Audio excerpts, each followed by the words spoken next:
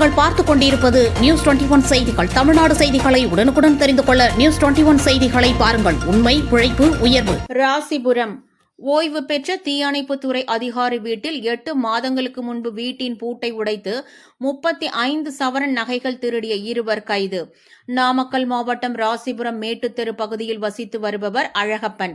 இவர் தீயணைப்புத் துறையில் மாவட்ட அலுவலராக பணிபுரிந்து ஓய்வு பெற்றவர்.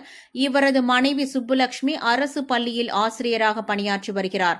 இந்நிலையில் கடந்த ஆண்டு ஜூன் 19ஆம் தேதி அன்று வீட்டை பூட்டிவிட்டு தனது மகளை மருத்துவக் கல்லூரியில் சேர்ப்பதற்கு சென்னை சென்றுள்ளார்.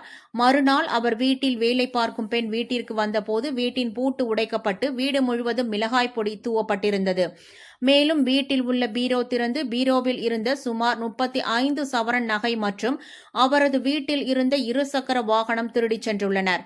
இதனை அடுத்து வீட்டின் உரிமையாளருக்கு தகவல் கொடுத்தார். இது குறித்து வீட்டின் உரிமையாளர் அழகப்பன் கொடுத்த புகாரின் பேரில் ராசிபுரம் போலீசார் வழக்கு பதிவு செய்து குற்றவாளிகளை தேடி வந்தனர். இந்நிலையில் புதுக்கோட்டையில் இதேபோல் கொள்ளை நடந்த சம்பவம் பற்றி தகவல் அறிந்து அங்கு சென்ற ராசிபுரம் காவல்துறையினர் விசாரணை நடத்தினர். பின்னர் நீதிமன்றத்திலிருந்து குற்றவாளிகளை வெளியில் எடுத்து விசாரணைக்கு ராசிபுரம் அழைத்து வந்தனர். விசாரணையில் குற்றவாளிகள் இருவரும் திண்டுக்கல் மாவட்டத்தைச் சேர்ந்த குமார் என்பவரது மகன் ராஜசேகரன் என்பதும் மற்றொருவர் மதுரை மாவட்டம் காலவாசல் பகுதியைச் சேர்ந்த ஜெயமணி என்பவரது மகன் மகேந்திரன் என்பதும் தெரியவந்தது. ராசிபுரம் நகரில் அழகப்பன் வீட்டிலும் திருடியது நாங்கள்தான் என ஒப்புக்கொண்டுள்ளனர்.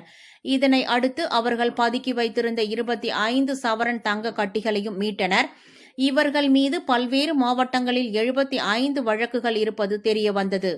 தற்போது ராசிபுரம் திருட்டு வழக்கில் இருவரும் நீதிமன்றத்தில் ஆஜர்படுத்தி சிறைக்கு அனுப்பி வைக்கப்பட்டனர். நியூஸ் 21 செய்திகளுக்காக நாமக்கல் மாவட்ட செய்தியாளர் ஸ்ரீனிவாசன்.